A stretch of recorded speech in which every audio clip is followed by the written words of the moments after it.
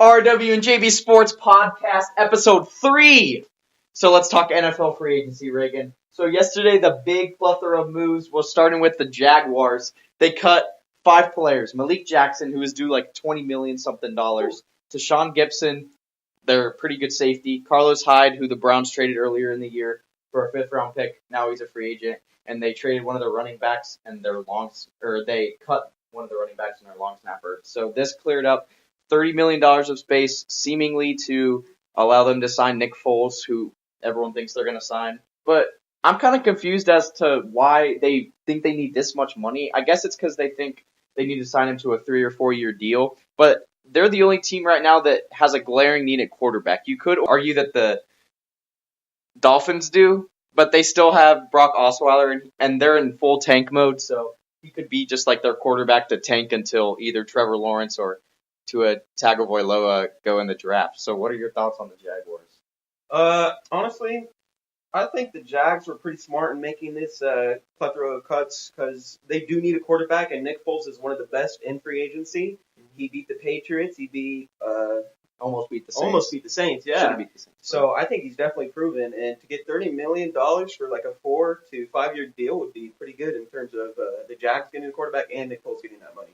None of the draft experts also think that the Jaguars are going to draft a quarterback like in the first round, so it would make sense for them to get Nick Foles because Haskins really doesn't fit what they're trying to do on offense, and no one really knows what's going to happen with Murray, if he's going to go 1 or if he's going to fall like to 30 or whatever. So that's what happened with the Jags. Cut 5 players, probably to sign Nick Foles. Yeah. One of the other big moves of the day yesterday was the Ravens cut Eric Weddle, the Pro Bowl safety, and the Rams picked him up on a 2-year deal. And they signed him for like $2 million, so I think that was a steal for them. And also like to pair him with Marcus Peters, Aqib Talib, and then to put him opposite of LaMarcus Joyner in the secondary. That defense is going to be scary still, even though they're losing Sue. Yeah, I mean, Rams have a crazy secondary already, like with the players you said. And I think with Eric Weddle joining them, I think they're going to be the best secondary in the NFL. Fear the beard, baby. He's good. They just got to get a quarterback, and the Rams are going to be good. They have a lot of young players, but then a lot of old players, so they're kind of like in the middle in terms of average. And then yesterday, also, the Patriots signed Michael Bennett, just swapped late-round picks with the Eagles, so I think that was a steal for New England. Something they do best is steal players from other teams for no cost at all. So I think that was a good move for them. They needed a defensive end because Trey Flowers is a free agent. No one was really sure if they're going to re-sign him or not, so that was probably good of them to pick. He had a lot of sacks this year. He's always been like one of the best defensive ends in the league as long as I've been watching football, so that was probably a steal for them. Michael Bennett, yeah. I mean, Patriots to get him at the price that they traded for the Eagles is crazy. A 6th and a 7th round pick, they just switched, and that's it. He's a quarterback bully, too, so New England probably going to be right back in the playoffs next year, even maybe the Super Bowl until Brady retires.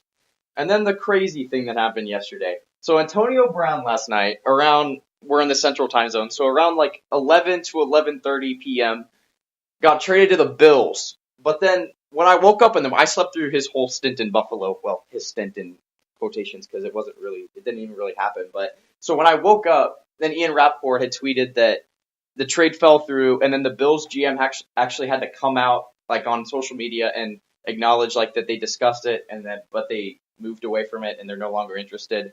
And also on the photo that the NFL Instagram posted, like saying Antonio Brown's now a Buffalo Bill, he commented and said fake news. So no one was really ever sure if that was actually going to happen. The Bills fans were pumped, but also kind of confused because he doesn't really fit what they're doing with Josh Allen and stuff. So that was really weird. So now it just seems like he's going to go to the Raiders, which is what it seemed like all off season.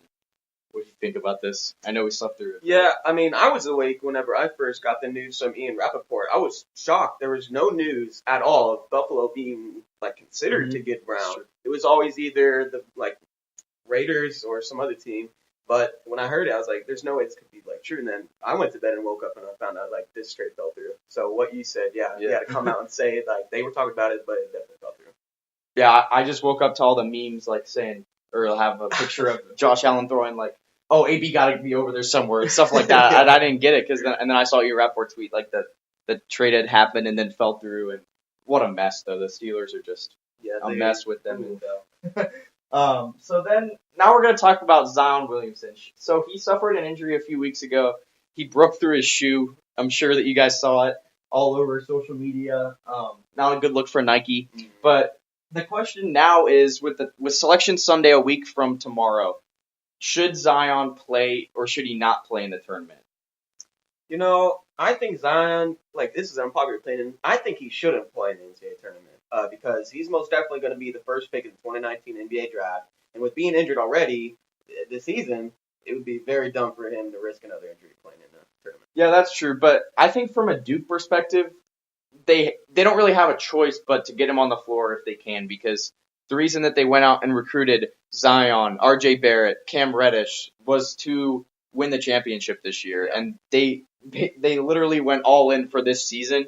So to lose Zion for the tournament for this stretch run down here, and probably be upset in one of the first few rounds would be killer, because everyone was thinking it was going to be Duke versus the field in March Madness, and now it's not. It's not going to be that if he doesn't play.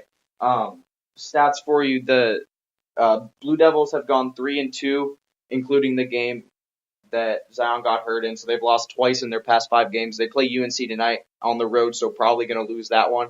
And then they're probably going to end up with a 2 seed. So this injury has already hurt them. I agree that Zion shouldn't play in the tournament because he's going to be the first pick, but Duke doesn't really have a choice. They have to play him in the tournament.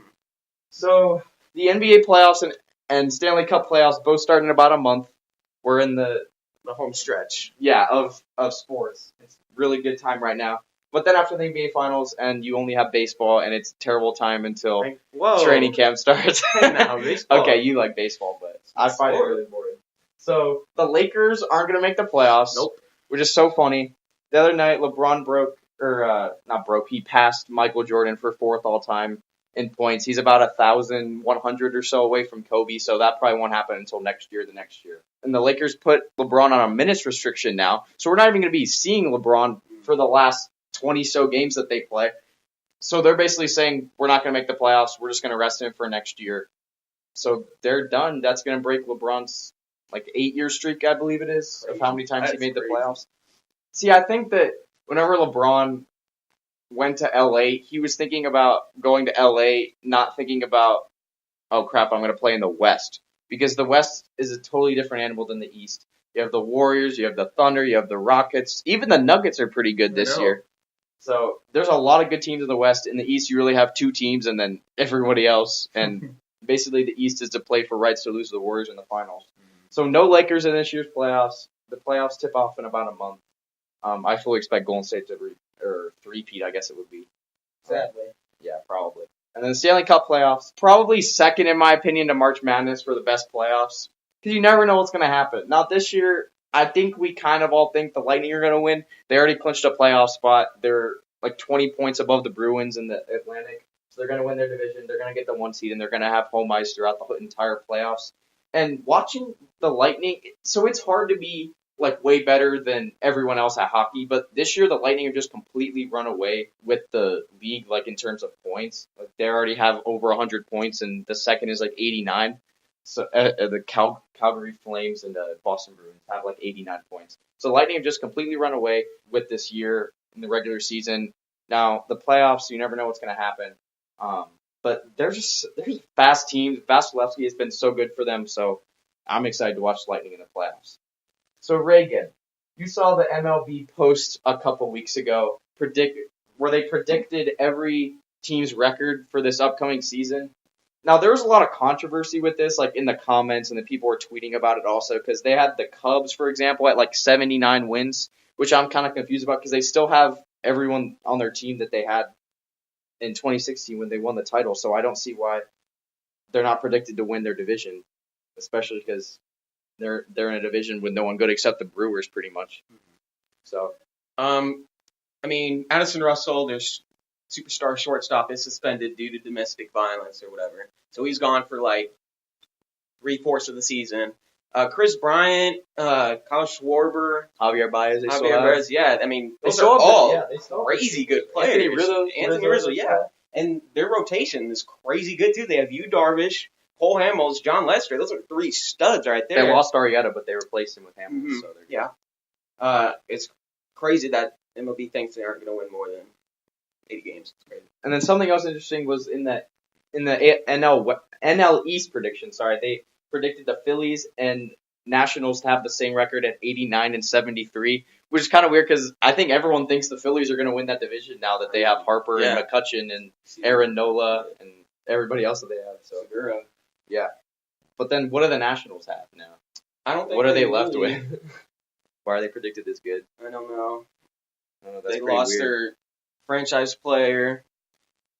They don't really have the same power that they used to have 2 years ago. They lost some arms. I mean, they still have Scherzer. But yeah, they just aren't the same team that they were 2 years ago. True. And again, MLB's downing. Well, not MLB. I guess it was from Yahoo, you said. Mm-hmm. But again, Red Sox aren't predicted to win the division in the AL East because this division's by far the best in baseball. Has been for a while. Probably always has been since they rearranged the divisions. But they predicted the Yankees at 97 and 65 and then the Red Sox at 90 and 72. But they kind of always predict the Yankees to win, and then they kind of just don't care about the regular season and just play for the playoffs. But, I mean, the Red Sox are still a good team and probably going to win the AL. Yeah, I mean, probably. That means the Astros, maybe? Maybe. I mean, Astros if Altuve and Correa can stay healthy, I think they might Springer be crazy for the World Series. But I will say with the AL East, Red Sox and Yankees are probably top 5 teams in the whole MLB. If Aaron Judge can also stay healthy, if Didi can get back to where he was before he got Giancarlo Stanton, not striking out. Exactly. Seems like every time he's batting, those, in a high leverage situation. Judge and Stanton can produce and not strike out as much, they are definitely going to win the AL, I think. Yeah. And if Severino can control his velocity and actually get some wins, I think the Yankees are definitely going to be back to the World Series. So we'll find out how all this starts. Opening days on the 28th, I think, for all 29, teams. Yeah, 28th, 28th but there's going to be a so Japan it's in series. less than a month here. Baseball start. You might not see much of it on ESPN this year because apparently ESPN cut off all ties with the MLB. I think with the exception of Sunday Night Baseball. So the only time that they'll televise the MLB is on Sunday, which is kind of weird because in the summer, what are they going to be showing?